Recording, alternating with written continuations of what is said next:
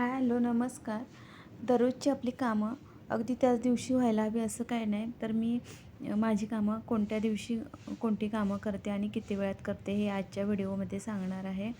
आणि सगळ्यात सुरुवात आधी मी वॉशिंग मशीन पुसण्यापासून केलेली आहे. तर बाहेर मशीन आहे त्याच्यामुळे धूळ रोजची येते, तरी देखील मी दिवसाआडच पुसते, रोजचं पुसणं होत नाही.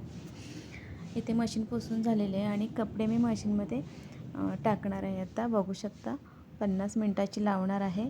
आणि कपडे भिजवण्यासाठी माझ्याकडे वेळ नव्हता, म्हणजे आधी भिजत ठेवून मी हे करणार. तर त्यासाठी इथे 4 मिनटं कपडे भिजवून घेतले, त्यानंतर मशीन बंद केली. आता मी मशीन अर्धा तास बंद ठेवलेली आहे आणि तोपर्यंत मी दुसरं कोणतं तरी काम करून घेते, म्हणजे दोन्ही कामं आपली एकत्र होऊ शकतात. आता अर्धा तास झालेला आहे आणि पुन्हा स्विच ऑन केला आहे, मशीन चालू केली आहे, कपडे भिजलेले आहेत.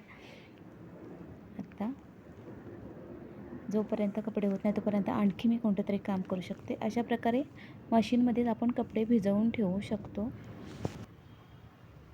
आता हे सगळं झालेलं आहे. जोपर्यंत कपडे होत आहेत ना तोपर्यंत मी बाकीची क्लिनिंग करून घेते. हे पण काही मी रोजचं करत नाही, 2-3 दिवसाआड करते. जशी धूळ येईल तसं मी हे क्लीन करत असते.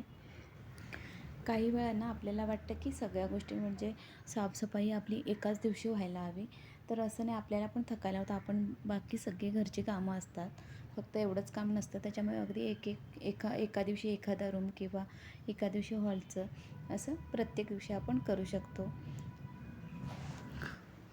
मी ना यापूर्वी सगळं काम एका दिवशी करायला बघायचे, म्हणजे त्याच्याने खूप थकवा यायचा आणि स्वतःसाठी वेळ भेटायचा नाही. त्याच्यामुळे माझी चिडचिडसुद्धा खूप व्हायची.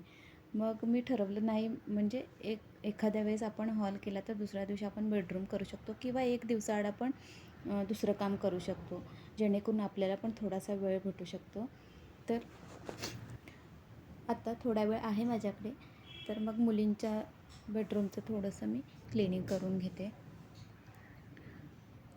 तर मुली खूप लवकर जातात सकाळी, त्याच्यामुळे त्यांना व्यवस्थित आवरता येत नाही त्यांचा रूम. अगदी त्यांच्या पद्धतीने त्या करतात, पण ते असं थोडं अस्ताव्यस्त पडलेलं असतं, कारण ना त्यांचं ते बालपण आहे आता आणि ते बालपण त्यांना जगता आलं पाहिजे. आपण अगदीच त्यांच्या मागे लागून हे कर ते कर असं करू नये. मला तरी असं वाटतं, आपल्याने जेवढं होईल तोपर्यंत आपण करावं. अगदीच मोठ्या झाल्या ना की त्यांना ते आपोआप करतील. तर अशा प्रकारे थोडंफार मी आवरून घेते, त्या तशा आवरतात आपल्या. आता सगळ्यात ना शेवटचं काम ते म्हणजे बेसिन साफ करणे. हे क्लिनिंग मी रोजचं करते, ते न चुकता करावं. म्हणजे प्रत्येकीला मी सांगेन की हे काम आपण दररोज करावं. जास्त आपला वापर इथे होतो, तर याचं क्लिनिंग मी रोजचं असतं आणि याचा मला कंटाळा देखील येत नाही.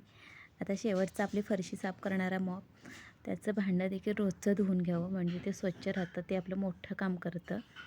आणि अशा प्रकारे तुम्हाला जर हा व्हिडिओ आवडला असेल ना, तर या व्हिडिओला एक लाईक आणि सबस्क्राईब करायला अजिबात विसरू नका. चला भेटूया पुढच्या व्हिडिओमध्ये. तोपर्यंत बाय बाय.